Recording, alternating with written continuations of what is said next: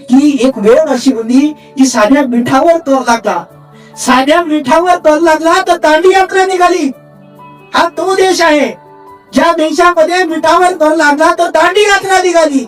या महाराष्ट्रामध्ये एका मुलीवर बलात्कार झाला तर छत्रपती शिवाजी महाराजांनी हात पाय तोडून त्या व्यक्तीचा चौरंग करून टाकला होता. गंगाराम कांबळे नावाच्या अस्पृश्य समाजातल्या एका व्यक्तीने छत्रपती शाहू महाराजांच्या राजवाड्यामधल्या विहिरीचं पाणी पिलं म्हणून तिथल्या ब्राह्मण लोकांनी चाबुकाचे फटके मारून गंगाराम कांबळेची पाठ सोडून काढली होती. तेव्हा हाच महाराष्ट्र आहे ज्या महाराष्ट्रातल्या शाहू महाराजांनी सांगितलं होतं की गंगाराम कांबळे तो चाबूक हातामध्ये घे आणि त्या ब्राह्मणांनी चाबूक हातामध्ये घेऊन तुझी पाठ सोडून काढली. याच चाबुकानं त्या ब्राह्मणाची पाठ सोडून काढ. हा तो महाराष्ट्र छत्रपती शाहू महाराजांचा आहे साहेब.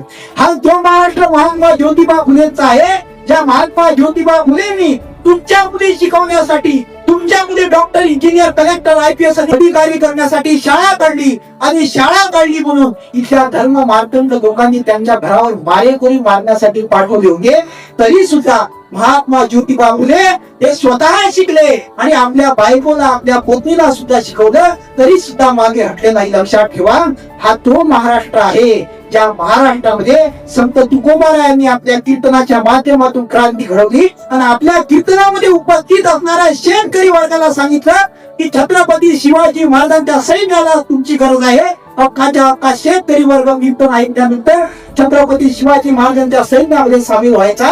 तुकाराम महाराजांचे पायकीचे अभंग आज आहे की तुका म्हणे आयुष्य जयाचे पायक बढिया तो नाही कत्र डोक्याचा, ज्याच्या जवळ असे मारणे आहे तो जगाच्या इतिहासातला सर्वोत्तम राजा म्हणजे छत्रपती शिवाजी महाराज आहे. हा त्या छत्रपती शिवाजी महाराजांचा महाराष्ट्र आहे साहेब. मला आपल्या देशातल्या लोकांचं आश्चर्य वाटतं की नेपाळ नावाचा देश आहे आणि नेपाळ नावाच्या देशातल्या लोकांची डोळे बारीक आहे. अरे त्यांचे डोळे उघडले पण आपल्या देशाच्या अंधभक्तांचे डोळे अजून उघडायच्या. लक्षात ठेवा, कुत्र्याच्या पिल्ल्याचे डोळे 11 दिवसात उघडतात. आपली अंकी हयात जाऊन राहिली तरी आपले डोळे अजून उघडायचे आहे.